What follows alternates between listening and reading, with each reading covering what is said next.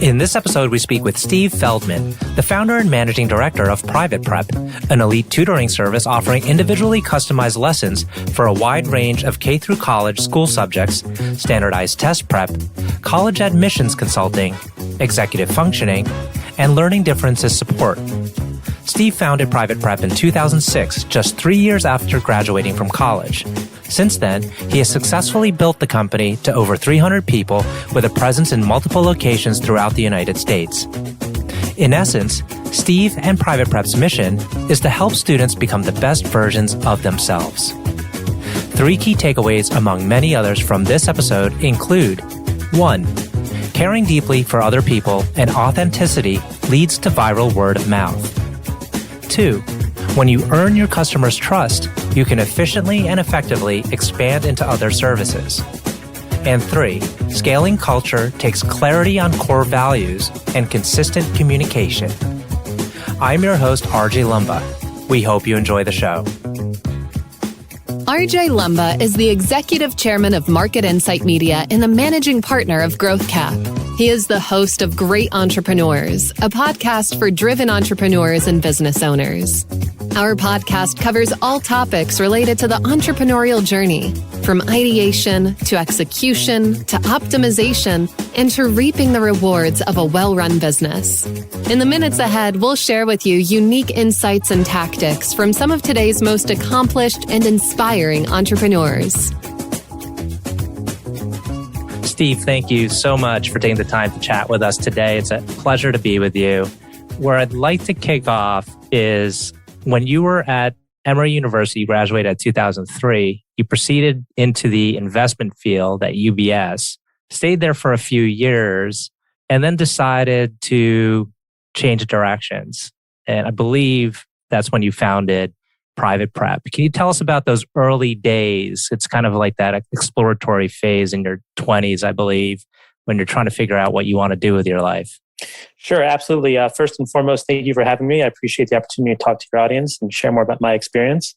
Yeah, I graduated from Emory in 2003. I grew up in the DC area, and actually my mom was a teacher and a tutor, which is how I got involved a bit in the education space long before starting Private Prep in New York City. I had actually tutored in high school and in college and never thought of education as a career. I always thought I'd go into business or finance or law, which is how I ended up working in wealth management at UBS immediately following college. And so when I moved to New York, I was settling into the community and had a bunch of friends and a network that I was building. And I liked what I was doing in finance, but I wasn't passionate about it. And I'd done, like I said, the tutoring in high school and college and always really enjoyed it, and started talking to guys in my office who had kids at top independent schools throughout the city, and recognized I could supplement my income with some tutoring on the side and I would really enjoy it. And so what I thought was going to be a little bit of, a couple hours a week of tutoring just to make some side money and enjoy ended up becoming every evening and every weekend.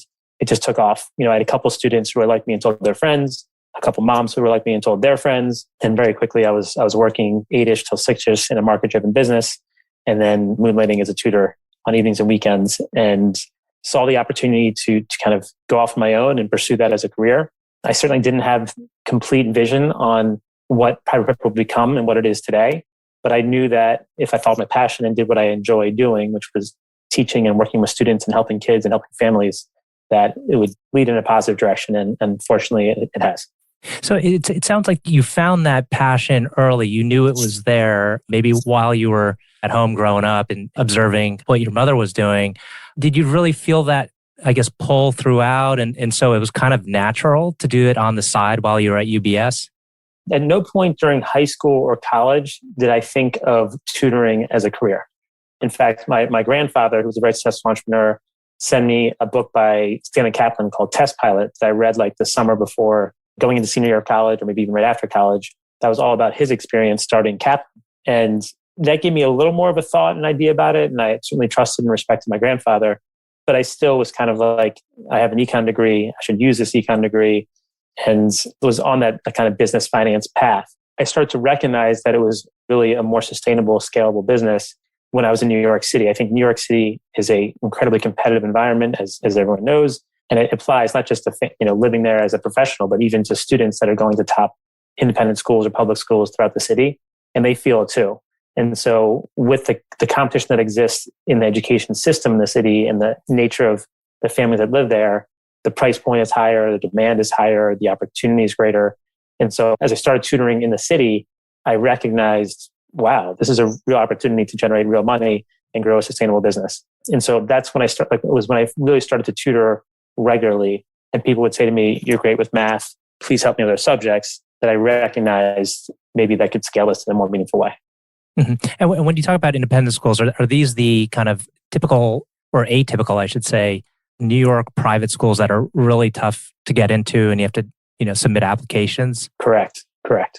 Okay. And so that was obviously there's ability to pay there among the clientele. And did you stick with that market for an extended period of time before you started to expand beyond it?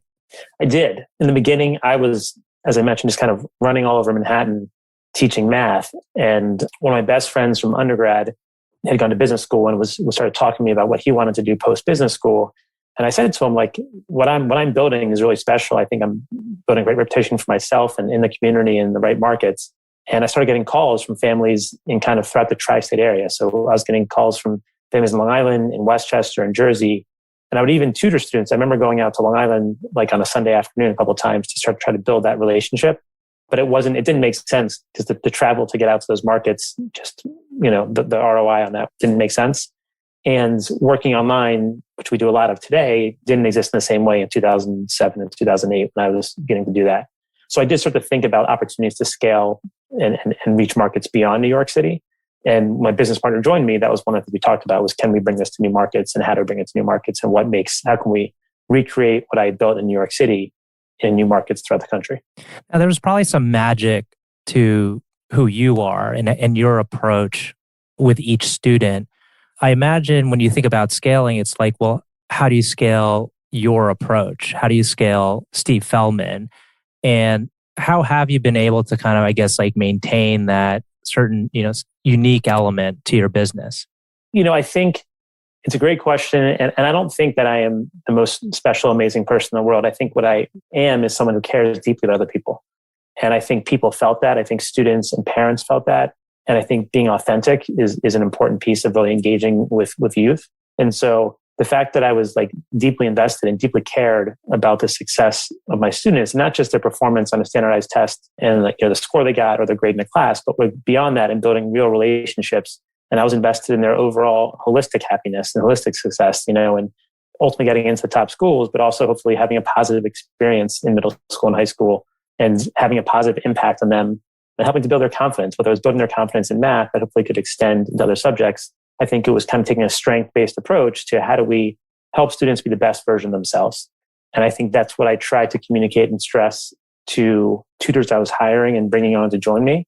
And I think I was looking almost at like people first and their educational skills second, because I find that when you work with students one-on-one relative to being a teacher in a classroom, I think being a teacher in a classroom is significantly harder. Working one-on-one, you have the ability to engage a student directly. And I think it's our responsibility to try to inspire and motivate that student to be the best they can be. And it's harder to do that in an environment with 25 students. So I think the ability to inspire and motivate is a big part of our success. And we address that directly. We have a piece of our business isn't just pedagogy or academics. We also have kind of the psychology of learning.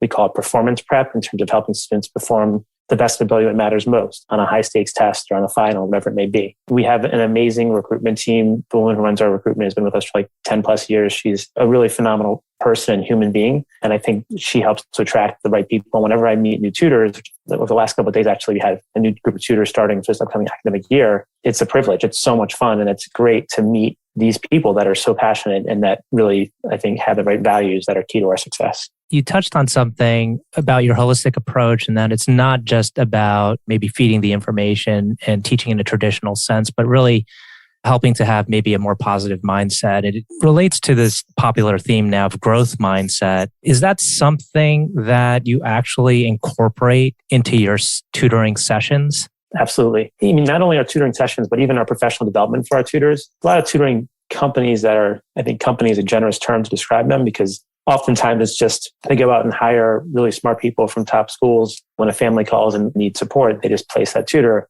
But there's not a lot of ongoing support for the tutor. There's not a lot of ongoing communication and check-ins with the family. And so we're big on professional development for our tutors so we continue to grow. And like that, we're kind of really hungry to learn as educators ourselves. So that's a piece that I think is important in terms of who we hire and who we can retain and attract as educators. And we try to live that in how we communicate with students as well. I mean, I always say that I love to teach, but I also love to learn. And I think we've been fortunate to try to integrate that growth mindset and as I mentioned, that performance prep psychology into helping students believe in themselves and build the confidence they need to be successful. This is great. I mean, I think this showcases how kind of your authentic passion actually leads to good business. And I'm thinking that there's probably times where your customers, your students, I should say, want you to continue helping them or coaching them. Do you have instances of that, of like multi-year relationships with their customers?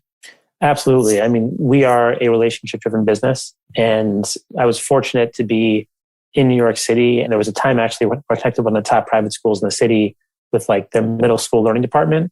And I recall meeting with families, and oftentimes families will have 2 and 3 or even 4 kids. And when it comes to something like math, which is taught year after year after year and is cumulative, I mean, it was not uncommon for me to go into a home and teach 2 or 3 students in the same family, or be in the same home for 2, 3, and 4 years straight, because I started working with them when a student was in 7th grade and helped them through 8th grade algebra, 9th grade geometry, and 10th grade pre-calc, and then helping them with the SAT or ACT in 11th grade, and then multiple siblings along the way. So like that was a big part for me. I was building relationships and and there's still clients this day that I haven't worked with for 5+ years, and I'm still in touch with them, or students who have reached out to me and are now engaged or married and have kids and are building their own lives. But the fact that I had a really meaningful relationship with them that lasted for years was really powerful. Now, a lot of our students that work with us for test prep, for just SAT or ACT prep, that tends to be more of a 4 or 6 month engagement. And it's harder to build the same relationship when there's such high stakes around it. But we try to build relationships that,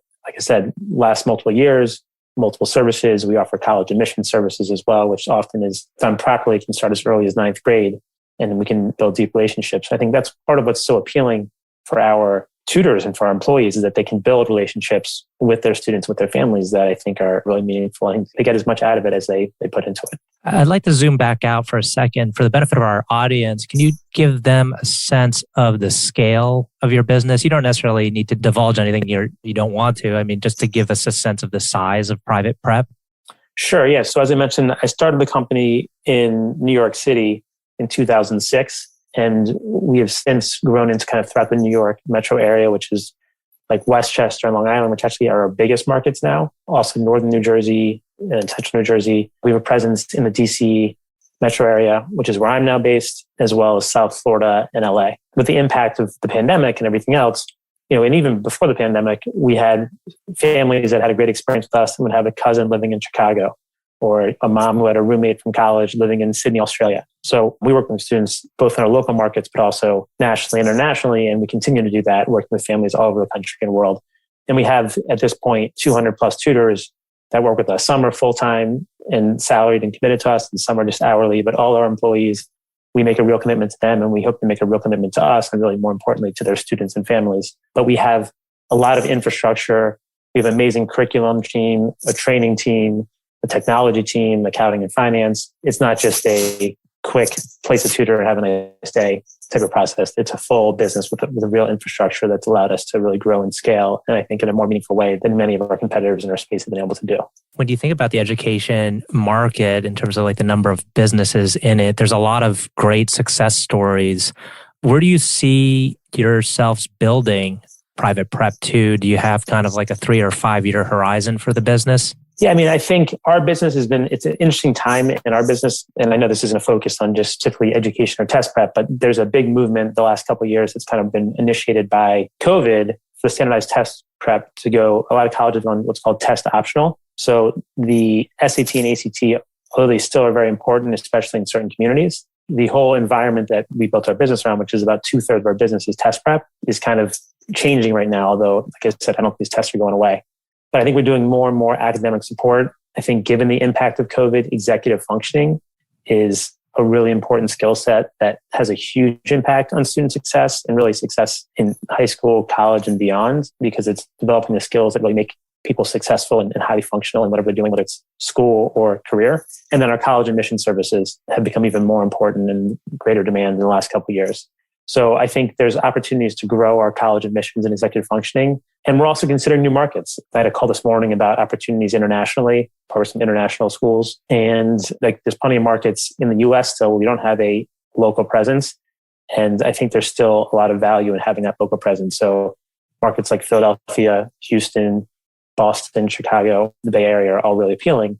But we need to find the right person with the right skill set and the right point in their career to partner with to help build those businesses at the local level. It seems like from an outsider's perspective, like it was somewhat linear. You started with one kind of particular service and then you gradually expanded to other services and geographies.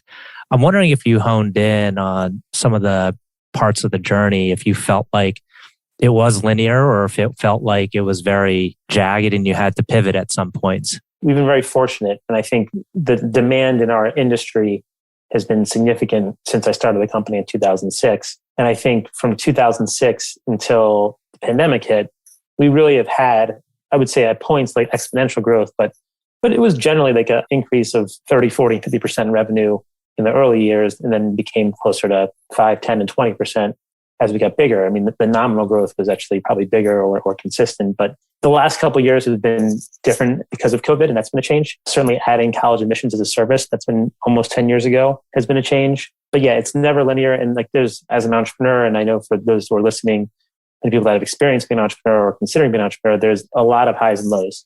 And there's definitely moments where you think you're on top of the world and moments where you question everything you're doing. And I think trying to maintain that confidence, maintain that healthy mindset, even in those difficult times and those low moments, is one of the biggest challenges of being an entrepreneur. Can you tell us about a particularly challenging time? I was thinking you would share that question previously, and I would say the biggest challenge is always the challenge you're currently in. That's what always feels like the biggest challenge. And so I think in this moment in time, I would say the impact of COVID and what we're balancing at our company in terms of working with families in person, either in their homes or at our offices versus online, is one of the things that we're always balancing in terms of demand from our clients and also the willingness of our tutors, the comfort level they had. Now, as we kind of hopefully come out of the pandemic and people are getting more and more comfortable meeting in person, we can get back to more and more in that. But we've had a lot of success working online, and a lot of our tutors have gotten very comfortable working online. So finding that balance is a challenge right now. As I mentioned, the impact test optional is a challenge right now. But I think bigger picture beyond the current stuff, I would say scaling culture is a really challenging piece.